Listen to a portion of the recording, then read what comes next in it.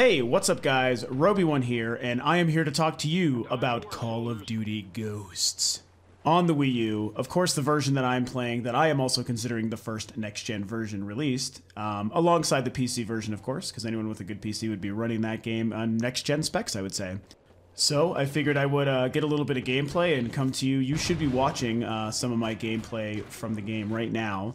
Some of my mediocre gameplay. You're gonna have to bear with me because I am super damn tired. It is now, what time is it? 2:30 almost in the morning here in Denver, where of course I picked up the game at midnight. I was the first person to pick it up, so what's really cool in my eyes is that the first version of the game that got sold out of my local GameStop was the Wii U version, so I thought that was a little tiny victory. But regardless of which version, the game is out. It's super exciting. And so, like I said, I figured I would just get a little bit of gameplay and kind of play that and sort of just talk about my initial first impressions about it. What you'll probably notice if you're paying attention to the gameplay is that I'm not very good. And it's not that I'm not actually good, because I consider myself a mediocre Call of Duty player, but the key word in that was mediocre. I'm not one of those guys. There's a lot of people that post consistent Call of Duty videos on YouTube. I happen to follow some of them. Driftor and Icon Boy, those are two guys who I really like to follow. They post a ton of Call of Duty stuff. Those guys, who I'm big fans of, are badass. And a lot of other people, they're badass. I'm not that guy. I'm just an average player. I play Call of Duty a lot, but I'm not especially amazing at it. My average KDR for the last few that have come out, with the exception of the first Black Ops, because I, for some reason, sucked at that for most of that time. But I usually just hover around 1.0 and a little better. I can proudly say I keep a 1.0 KDR, but I can't really get much higher than that. I'm just pretty good. I usually play Team Deathmatch. I'm one of those guys. But hey, that's what I like to do, and that's why Call of Duty is great, because it gives everyone different ways to play. So don't be watching this gameplay for paying attention to maybe how good I am, because like I said, I'm not that good.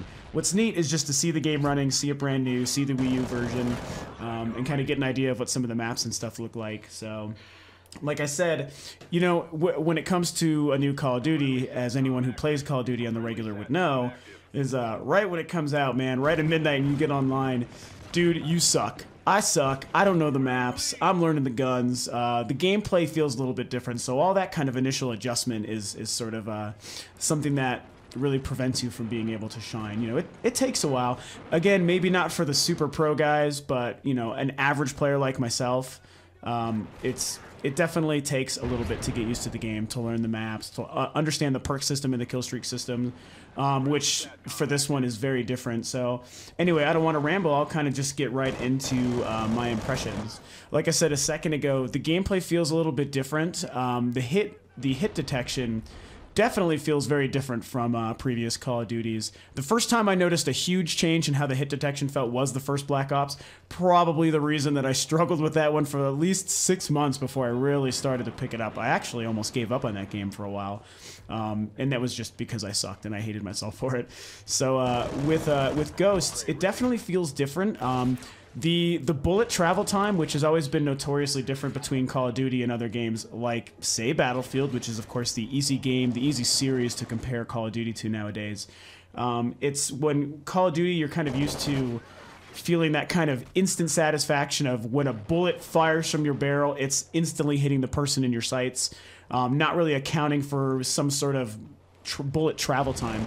I feel like some of the few weapons I've tested so far in this first 2.5 hours, I feel like there's a little bit of that going on, and I certainly like it. It's helping me suck more initially, but I think it's pretty cool, and I'm looking forward to adjusting to that as I play a little bit longer. So the way the perk system and the kill streak system is handled is pretty cool. I'm definitely enjoying how you have allotted slots of how many slots can you fill up with perks, and each perk takes up a different amount of slots, so I can't even remember now, 6 or 7 different slots you might have available, and so one perk may take up 1 slot and one perk may take up 3, so you have to balance between all those perks how many are filling up your total allotted slots, which again I think is 6 or 7. I can't remember now because it's 2:30 in the morning and I'm tired as hell. Same kind of system with the kill streaks. What's really cool is how you're earning, I'm now forgetting, I think squad points might be what they're called. I'll try to put something in the video of me kind of playing around with the perks so you can actually see. I'm pretty sure they're squad points. You earn those by performing well.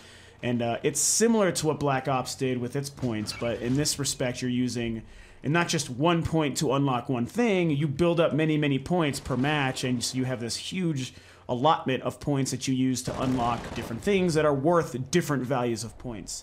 So that's pretty cool. I feel like it's more freedom is overall available. The list of perks, the list of attachments for your primary weapon, all that stuff is really cool. There's a lot going on, and I like how they've changed the system. The Wii U version seems great so far. It looks great. You can probably see that from a lot of the gameplay footage. Bear in mind that the capture card that I use is only decent, so some of the frame rate dips and stuff you see from some of the footage I've looked over before I decided to post it is probably not really from the game. It seems to run pretty consistently. That's the Call of Duty thing. It's 60 frames per second. So that's kind of just the quality of my capture card. So bear with me. You know, over time, in the next few weeks, I'll try to get something better that captures higher quality video. But the game looks good. One of the things that I'm not super in love with yet, but maybe I'll adjust to it, is the gamepad usage in this one. It's minor gripes. I mean, it wasn't really utilized that much in the Black Ops 2 either. But one of the things I liked about Black Ops 2, it's a minor thing for some people, but I liked being able to use your kill streaks on the touchscreen. And from what I can tell, the few kill streaks I've gotten, and I feel like they're not called kill streaks or score streaks. I think they have a different name in this one, and I'm already forgetting.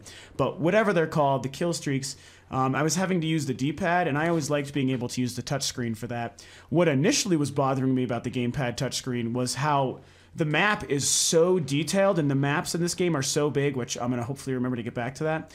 The maps in this game are so big, it's really hard to tell what's going on when you look down at the gamepad map, which I like to use more so than the radar on screen. And that was driving me crazy. I was like, dude, I can't tell what the fuck is going on and where I am and what's happening. But then I realized it actually gives you a little slider that lets you zoom in and out on the map while you're playing. I super love that. You can change a lot of your controls on the fly. You can change the sensitivity of your analog sticks and your looking speed. All sorts of other things. So it's cool. It's definitely nice having it. It's tough because Call of Duty as a shooter is such a fast-paced game that even though it's cool to have a touchscreen in your hand, it really is hard to kind of activate that stuff while trying to be efficient in the battlefield. So I get that. I've been playing Deus Ex. I'm sorry, I know it's Deus Ex. I'm one of those guys that pronounces it Deus Ex. So Deus Ex, Human Revolution Director's Cut. I've been playing that for about a week. And that is a game, because of the slow pace, that what they did with the gamepad touchscreen in that game is phenomenal. If there's ever any example of the next generation of control, I think that what Square Enix did with that game on the Wii U is fan-fucking-tastic. Loved it, and you should definitely check that out. But I'm talking about Call of Duty. So the touchscreen stuff is cool. It's nice to have it, but the gameplay itself is what's solid. One thing that I am loving so far, again, only a few matches in, only team deathmatch, is the maps are really fantastic so far.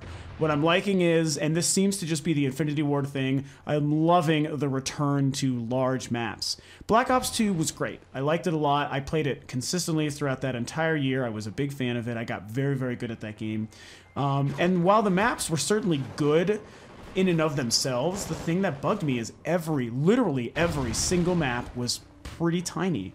And I like the occasional small map, but I've become accustomed to, especially with the Modern Warfare games, and actually some of the Black Ops ones were awesome, really big maps. I like having a lot to do. I like having long stretches where you have a lot to look out, and I know it's great or terrible for sniper perching. That's kind of up to you. I'm not a sniper guy, so I usually am falling prey to sniping, but I don't mind it if I'm enjoying the map that I'm in, and I think I've played 6 or 7 maps so far in Ghosts, and I've loved every single one of them. One in particular I know I'm going to love. I'm not quite there yet because of how much I fall prey to sniping. I'm not even learning the names of the maps at this point yet, so you guys really got to forgive me with that, especially being now past 2:30 in the morning. And been playing for the last 2.5 hours, but it's an open field. You're definitely going to be seeing some gameplay of it in what you're watching. It's just a huge open grassy field. There's this giant destroyed windmill in the background. It's a large map, lots of open space with a ton of little tiny buildings to go in and out of. I love the layout of it. I love the way it's done. I think that's really cool. So, and there's one rubble map. It's a destroyed kind of town, which there was a similar. It's very similar to the one. I can't remember what it's called either. Again, 2:30 in the morning. Forgive me, guys. there was a map very similar to that in Black Ops 2, and there's kind of a newer version of the destroyed, war-torn city in this one, and it is awesome. There was also a map like this in Modern Warfare 3, which those were both very good, but this one I think takes the cake so far. Maybe it's just, you know, the fact that it's brand new, 2.5 hours old, but I really, really dug that a lot. All the maps have been great, like I said, you know, in my opinion. So the other thing that I think is also really neat is the lean mechanic. At first, I couldn't even figure out how to do it for a minute. I've seen lots of a video of it, but I hadn't paid attention to the fine details. What you'll see, I'll try to even maybe get something up around this time to kind of show you what it is that it looks like. You've probably seen it, but I'll show you just in case, where you walk up while not aiming down sights to a corner, something that seems to pretty much only be a 90-degree angle.